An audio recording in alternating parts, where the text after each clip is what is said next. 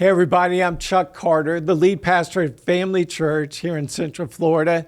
And thank you for joining us for the Family Church podcast. This is podcast number five. There we go. And we're excited. This podcast is for everybody who loves the church and wants to see the church thrive.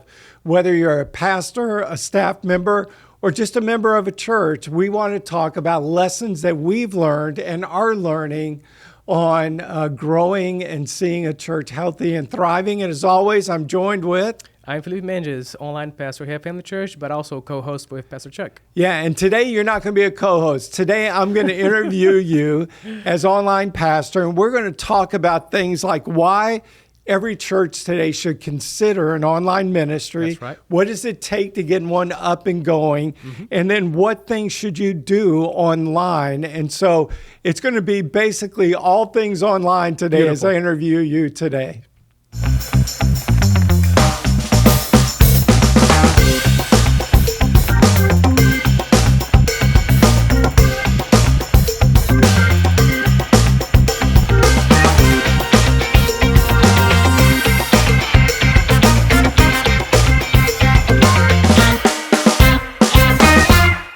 You know, we have covered several topics already. Like I said, this is our fifth podcast. We've talked about why we're a church of small groups. We've talked about why a multicultural church just is full of life and adds so much to the vibrancy of a church. But today we're going to be in your area of expertise. That's right. I'm kind of an alien in this area. I know how to turn it on. I don't know many things about it. But let's talk about why every church today should really think the strategy of their online ministry. Why don't you, first of all, just kind of share what we do and what are the opportunities and where are we going in this? Beautiful. So we started investing in online ministry starting from the broadcast side. Right a little before the pandemic hits, like February, March 2020. And we were pretty bad when we first started. Oh, yeah. We were pretty bad. Like, we didn't have the proper cameras. We didn't have the proper gear. Even the connection or, like, internet connection at the building was not right to do this. So we have to go through an extensive checklist to see what we're supposed to do, when this will be available. We did an extensive research on what kind of equipment, lens, camera, everything, cutting board for this, audio, proper audio, because this is something that we also, we're still figuring this out, like how to make the worship sounds great, how to make the pastor sound great. This is all part of the challenge. Yeah, a lot of people don't understand that you can't just take the mix in the room and send it online. It's going to sound terrible, right? Especially with music. Especially with music. It won't be as bad with the speaking, the pastor, but with music. So we have a second person who mixes what goes through the in-house to present it online. That is correct. Today we have a separate mix. So we have a mix for the house, as you said, and we have a mix for the broadcast. And to learn how to do this, our team, amazing team, has dedicated a bunch of hours just doing research. What the right thing we should invest, because of course this is part of a stewardship. We want to make sure that we are investing right using church resources. Absolutely. And what the main reason for this is, like, how can we reach our church in the middle of the pandemic? We didn't know the pandemic was about to happen. Our initial idea was just how to reach more people. Well, yeah, I think when we started, it was like, okay, we know that we're going to have people on vacation. They can watch the service while they're gone. We know that people will be sick. They could watch shut-ins that we have. But it was also kind of to let people see what the church was like on the inside before they came, right? That's right. Pandemic comes and everybody goes online. Everything changes. And we had a very quick learning curve that we had to do there. And your team, Craig, the whole team did an incredible job to get us out there. And so we started, like you mentioned, just streaming our services. That was kind of the extent of our online. By the way, we did services 5 nights a week, some kind of service right away, right? Exactly. It was pretty much like a news channel. Yeah. When we were in the pandemic mode, we spend the whole day at church. We film all day long. We make sure things are ready to go live. And one day we struggled really bad. We crashed on one Sunday because we're not prepared for the shift. So we started every night, 7:00, Yeah. tune in, Family Church. You're going to get, the devotion, worship, whatever. Because everybody was freaking out about the pandemic, like, is this virus going to kill me or not? What's going to happen with my And family, we with wanted my to bring job? peace and to remind them God's in control. He's, Yeah. And then we were doing our service on Sunday, and during the pandemic, we would pre-record that, Yeah. and then we started doing it live. But I think one of the interesting things that you've done here at Family Church is we have 13 weekend services. We do. And how many of those can you watch online? All of them. You can watch them online. You can watch all of them online, even the small campuses that we have. You can watch them online. They also are being archived right after the service is done. It is available to watch on demand if you miss it for an hour or two, or if you just want to watch it on the next day, it's available for you. Yeah, I don't know another church that's doing that. So Yeah, there's if a few I churches. attend the Oakland campus and I'm on vacation, I can watch Oakland campus, Yeah. not just Family Church, No. but Family Church Oakland. That's correct. And really feel connected to my family, and Yeah. that's amazing. That's really part of trying to reach my community, but also reach the people that surrounds my family, people that That's is right. in different state, people that is in different country. They can watch me like whatever platform. am Yeah. on. Yeah. So we were doing it for a real practical reason. You can't meet, so let's bring it out to them. But what we've discovered is that it's become the front door for a lot of people, and it's become church Yeah. for a lot of people. We Yeah. have people who watch all around the world. That's right. Who feel connected to our church because of what we do online. We have a family in England who comes to Disney Vacation Club and they visit the church when they come here. Well, they've joined the church online, Right. And they're members online in England. And when they came the last time, we were able to baptize That them. was beautiful. And they're really a part of the church. Yeah. I mean, it really is interesting to see that. I was in Publix about 6 months ago, and I was at the frozen food section. And I was praying. I was deep in prayer because I was saying, Lord, is it okay for me to buy this Bluebell homemade vanilla ice cream? I wanted a word from God, right? Well, And God answered and said, absolutely, that's what we serve in heaven, right? So I get my Bluebell, and then I turn around, and this lady's there, and she goes, oh, Pastor Chuck, I just love Family Church. I love the musician. You have so much talent. I love that the sermons are practical. And with 5 campuses, 13 services, I know very few of the people personally who come here. Yeah. So I said, well, that's awesome. And I said, well, could you tell me what service or, what campus you attend? And she looked at me and she goes, oh, I've never been on campus. and here she was this is saying she loved the church. She lives in our community, but she's online. Yeah. Now, our ecclesiology is we eventually want people to gather and to come when they can, right? Yeah, that's right.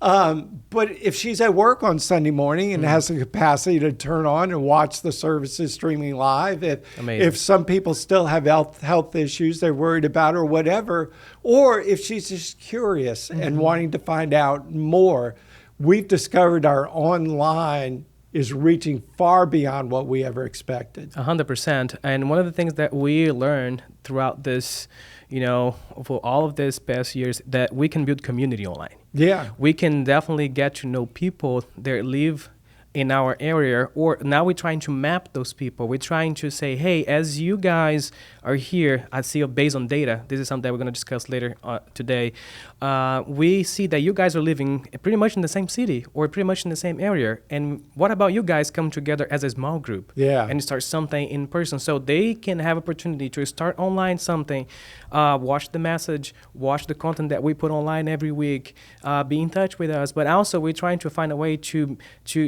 get them, make sure they will get together somehow, and one day or one time, someone's house, I don't know, some place, coffee shop, they pick, and they will gather to be a small group, to go through a Bible study or just, a growing small group. Absolutely. And by the way, I don't know anybody who has visited our church in the last 2 years who didn't watch us online first. They're going to watch us online before they ever walk into the service. So you're doing a great job with that. So again, this is an area where I'm kind of ignorant. You know, You're not. I know how to get to YouTube channel, right? And by the way, we need more people subscribing to the online YouTube channel. That's right. Please Right? like and subscribe this channel. This video is super important. So to us. talk about kind of the platforms you've chosen and why. Awesome question. The platform we have chosen for our online community is pretty much YouTube, Spotify, because Spotify allows us to have video podcast but also audio podcast, and Apple Podcast. For Apple Podcast, it's pretty much just audio file. Just you can just listen to the podcast. On Spotify, you can watch or listen. In YouTube, you can watch, you can engage with us, you can comment, you can like, you can dislike, you can send any kind of comments. We'll take it. We'll take it as a positive critic, so we can improve our process. We will learn from the people that is listening, that is watching us. Yeah. Just to give you an idea, month of April, we averaged a little bit over 2,100 in-person live. Mm-hmm. Each Sunday, we average about 400 devices at our live services. Yeah. Now, we don't do a multiplier because who knows what that is. We never know. So we know that 400 represents a lot more people than that, right? Yeah, with 400 people, So- we can fill a campus, Yeah. a physical campus. Yeah. And so let's just say that averages 2 people, then you're talking 800 people, That's and right. that brings us a church of almost 3,000 in attendance on Sunday. Correct. But what we also have discovered is that people go to that content throughout the week, Mm-hmm. and that by the end of the week, those services have been viewed thousands and thousands of times. That's right. And so that's the weekend service, but an online community is so much more than that. So talk about what you're developing for an online community. We're creating pretty much relevant content. This is what we're here today. We're creating discussion. We're creating opportunities so people can listen from us what we have done, what we are planning on doing, and also we're sharing testimonies. We're sharing people's stories, something that can resonate with someone. Maybe my story here can resonate with you over there that is listening or watching this podcast and feel inspired to do something for themselves. Like I need to do something with my talent. Mm-hmm. Like I've been working with technology for 17 years. I started as a trainee at a outpost of Microsoft in my town back in Brazil. And then I fell in love with technology. I want to learn this, and I was doing design school. So as I was doing design school over here, and I was also learning how to code at work. So I put them together. And now I am a hybrid kind of tech guy. I know design, but I also know tech, coding stuff and all the data stuff. Let's put it like that. Not be too specific. Yeah. But throughout these years, I've been praying. I've been asking God, how can I serve you with my talents? Yeah. What can I do? Because I can sing, I can that play. Really should be everybody's prayer. I Lord, know. Here's how you shaped me, made me. Here's what you've given me the ability to do. How can I use it for your glory? Exactly. Right. Like we have Bruno over here. Bruno is our video producer, guys. You don't see him because he's behind the camera. But he worked for a larger television channel in Brazil, international TV channels. Yeah. And his prayer for all these years has been, how can I serve you, Jesus? Absolutely. How can I put my talent of filming things, make this available to you? Yeah. So you are building an online community, and it's more than the weekend service and the podcast. Yeah. It's testimonies, it's short reels, it's other things, and you're going to be building in more interactive type experiences. That's right. For the online community. And all of that is helping us to get the gospel out. That's right. To make his name great and to try to penetrate different spaces with technology. Mm-hmm. So if a church was going to start, and let's say they didn't have the resources of a church our size and all, what would you say? How would they get started? How would you coach them?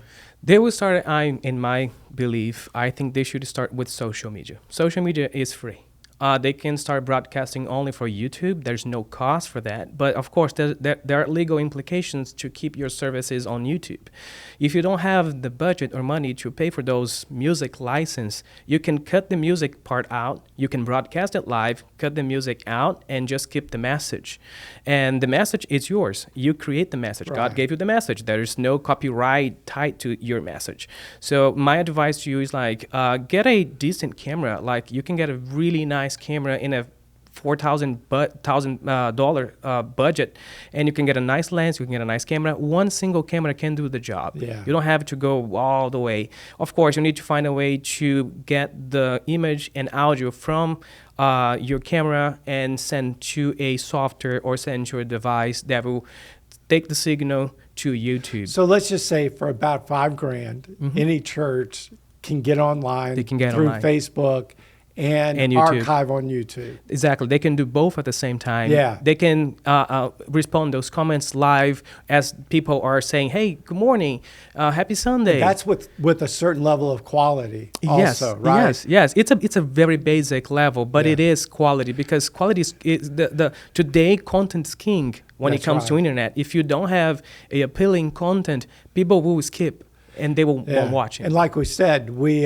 the online mix is not something you want to archive if you haven't mixed it for online. Exactly. But if it's a live service, people will they'll be fine with it. And then you're not archiving that anyway if you don't have the license. Yeah. So all you're archiving is the sermon, and that works well. That with works the inline, really well. The mix you have inside. So how many people would it take for me if I'm going to start a ministry like that? Well, in this case, and if you're starting from the basic, from the bottom, I will recommend you to have at least 3 people. Someone that can watch the camera, make sure like the camera is working. Sometimes the camera stops working. We've discovered with technology, don't take anything for granted. Don't take anything for granted. Yeah. Just make sure someone is always watching the camera, behind the camera. Make sure like they are checking. If you have more than one camera, walk by those 2 cameras once in a while, and make sure you have good quality audio. People can stand bad video quality, but not audio quality. Right. If you just want to do the message, do it right. Yeah. Make sure the pastor has a crisp, clear voice. And of course, people can understand what is being said, what is being preached, because this is the message. And also, don't set it up at the back of the room where the pastor looks like this little speck up there, right? No. Make sure he pretty much fills up doesn't fill it up, but it looks good on the screen. Exactly. Right? Trying to find a good angle to place your camera Yeah. so the pastor won't, as you mentioned, won't look this tiny little guy right on the back of the room. Yeah. So think through all of those things. Hey, look, Felipe, you're doing an incredible job for Family Church, and we want to be a resource for other churches too. Mm-hmm. So if somebody has a question, how do they contact you? If they have any question, they can just reach out to me here at Family Church. My email is fmendes with MENDES, MENDES, not Z, right? S, at ourfamily.church. Send me an email. I'll be happy to answer any question they might have. I can suggest devices, suggest services that will help them broadcast, archive legally if they want to do worship, for instance, or they just want to learn how we do things here, what kind of gear we're using to film this podcast or to create content. We have all documented. We have, a bunch of ideas that we can share. And we don't even have time to talk about all the different ways to do that. Reels. I mean, you told me that some of our reels are getting tens of thousands. Exactly. Our reels getting about 20,000 20,000 views. Yeah, if right. you can check this on the social media. So that is awesome. And let me just say, we want to help any church that we can. And so don't hesitate to reach out to Felipe if we can help you in any way. Mm-hmm. And by the way, go on to the online community on YouTube, and you can see the other content that you have there. You have some powerful testimonies. We do. And you're putting new stuff on there every week. Every week. And people can find it there. So look, today I want to close with somebody has to say it, but it's going to be a little bit different because normally I'm bashing things. But here's what somebody has to say. In fact, here's what I need to say. All right. I'm the only normal person I know. Why? I'm the only normal person I know. Why do you think that? Right? And the reason I say that is because what I do seems normal to me. Mm-hmm. and yet may be very weird to others, right? That's right. Makes sense. And the reason I said that is because it's so easy for us to be critical of others and to critique others when we don't really know their story. That's right. And so I've said this in sermons before. I'll say it all the time. I'm the only normal person I know because everybody else I know does some really weird stuff. But that's not a place to judge. It's a place to understand that we're all unique. We're all different. God's created us different and equipped us different. You're able to do things that I could never do. I can do a couple things you can't do, and we're to embrace that. So I just wanted to be an encouraging, and this one has we'll bash something next time, okay? And have some fun with it. That's so Felipe, great. if you'll talk us out. I will. So please, I encourage you to keep listening to this podcast. We're producing them every other week. Subscribe our channel. If you know someone or some church that can use the content that we are posting over here valuable, share with them. Make sure you invite your friends as well to watch this or listen to this podcast. If you have any question, please don't hesitate to reach out to us. I shared my email here today. It's all available at the Family Church website. Ourfamily.church is the website, and you can get to know us a little better. So that's Thank you so much, brother. Thank you, guys. Y'all have a great day.